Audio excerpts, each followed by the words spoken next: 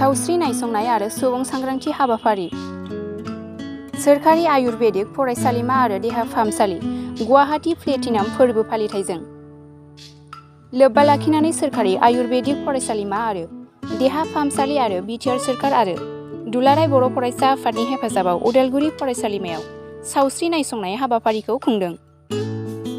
गोग्गो देहा लाखिनो हानाय बिथिंखौ नोजोर बोनानै सावस्रि नायसंनाय हाबाफारिखौ माखासे गुबुन गुबुन बिभागनि फाहामगिरि एबा डक्टर बिथांमोनहा सानसेनि हाबाफारि लानानै लोब लोब सावस्रि फाहामथाय लानो फैनायखौ फाहामथाय होनायखौ नुनो मोननाय जादों।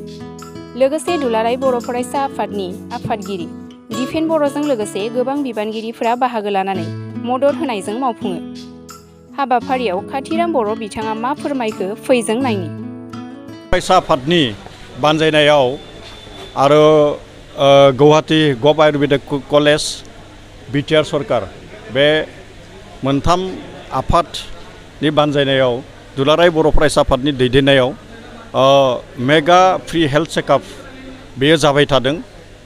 इतिमध्य क'क्राझाराव जालांबाय आरो दिनै नैबे अदालगुरि कलेजाव बे हाबाफारिया जानो थांगासिनो दोङो आरो बे हाबाफारियाव आं बिटिआर सरकारनि जानानै बेवहाय बाहागो लाफैदों। जिखिनि बेवहाय आयुर्वेदिक गभ कलेजनिफ्राय आरो नैबे अदालगुरि जिल्ला सिभिल हस्पिटालानो होन बा अदालगुरि जिल्लानि जिखिनि सावस्रिजों सोमोन्दो थानाय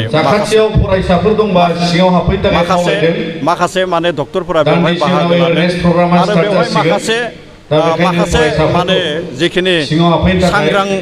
सुबुंफोर दङ बे सांग्रां सुबुंफोरा गावबा गावनि देहाखौ मोजाङै जोथोन लाग्रा बा लानो थाखाय बेवहाय माखासे माने बिथोन लानो थाखाय बेवहाय फैदों आरो बेनि अनगायैबो माने हेल्थ चेकआपनि अनगायैबो बेवहाय माखासे काउन्सिलिं प्रग्रामखौ दुलाराय बर' फरायसा आफादा लाखिदों। दे माबायदिहाय माबायदिहाय माने डक्टर बा निटआव बोरैहाय थांनांगोन, माबायदिहाय माने नार्स फरायनो नांगोन आरो माबायदिहाय माने गोसो आरो मोदोम बेखौ बोरैहाय माने गोजोनै लाखिनो बेनि सायावबो माखासे माने काउन्सिलिं प्रग्रामखौ बेवहाय लाखिदों आरो थारैनो बेवहाय माखासे एक्सपार्ट बिथांमोना दोङो आरो मिजिंथिदो बे हाबाफारिनि गेजेरजों जोंनि गेजेराव मोनसे हेल्थ जिथु माने आयुर्वेदिक जिथु जि आयुर्वेदिक माने बे आयुर्वेदिकनि सायाव बेवहाय माखासे सजाग जागोन आरो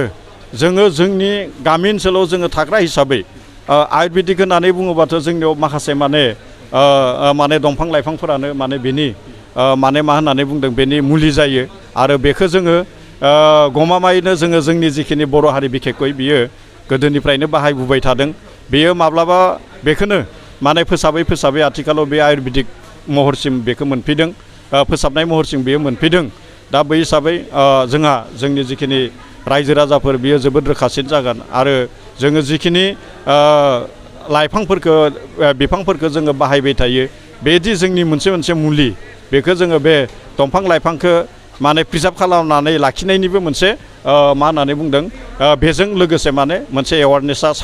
सांग्रांथिया जाफागोन होननानै आं मिजिंथिदों।